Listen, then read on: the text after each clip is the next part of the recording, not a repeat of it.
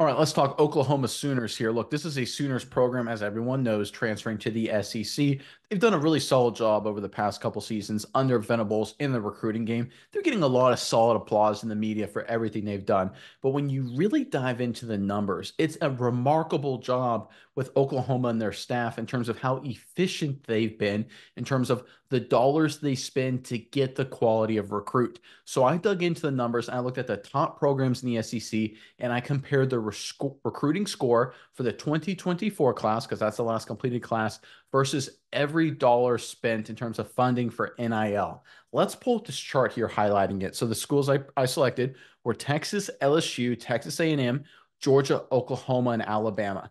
And Oklahoma is the second most efficient team in terms of getting the highest recruiting score per NIL dollar spent in this entire list of elite SEC programs, second and a very close second, mind you, to the University of Alabama. Obviously, the most dominant program, maybe in college football history, but certainly over the past 2 decades or so. In fact, Oklahoma is even more efficient than Georgia, the current powerhouse, and leaps and bounds ahead of programs like Texas, LSU, and Texas A&M. This speaks to the intelligence of Venables. This speaks to the strategy Oklahoma is using. They are ruthlessly efficient. It's kind of sliding under the radar, but they're able to spend the most amount they're getting the most bang for their buck by spending the fewest amount of dollars to get the highest quality prospects they possibly can. It's all part of a sound strategy that should allow the Sooners to compete at a high level in the SEC. Looking at these numbers, they could be among some of the best programs, not just in the SEC, but frankly in the entire country. Miles, I'm curious what your thoughts are on this. But first, Oklahoma fans in the comment section below, of all the 2024 recruits, of all of them now freshmen coming into the fold, who's the one guy you expect to have the biggest impact this season for Oklahoma? It's a couple interesting names that could be at the top of the list, but give us just one class of, or one recruiting class of 2024 freshmen coming into the season that you expect to have a big impact, and make sure you put them in the comment section below. But Mize, give me your thoughts on the Oklahoma Sooners and especially this analytics and just everything going on with this program right now.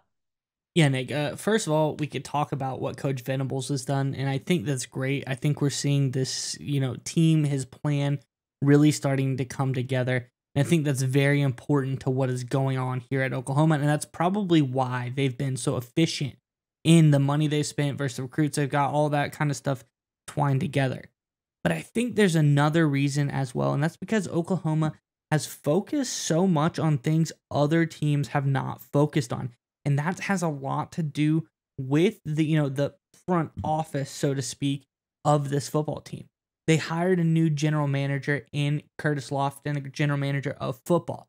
They're starting a partnership with former Eagles vice president of football administration, Jake Rosenberg.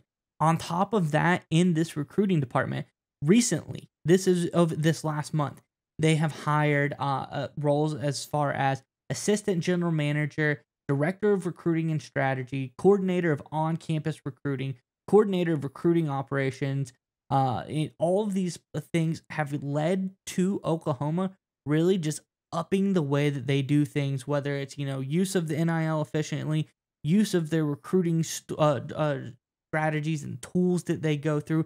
I think Oklahoma just kind of is using a more efficient model overall, and it's really showing. And I think the graph that you made is fantastic at showing just how good they are. When you look at some of the best teams in football, Oklahoma's right there. I think this is the kind of strategy that you keep chipping away, you keep using it, you keep doing all these really smart things.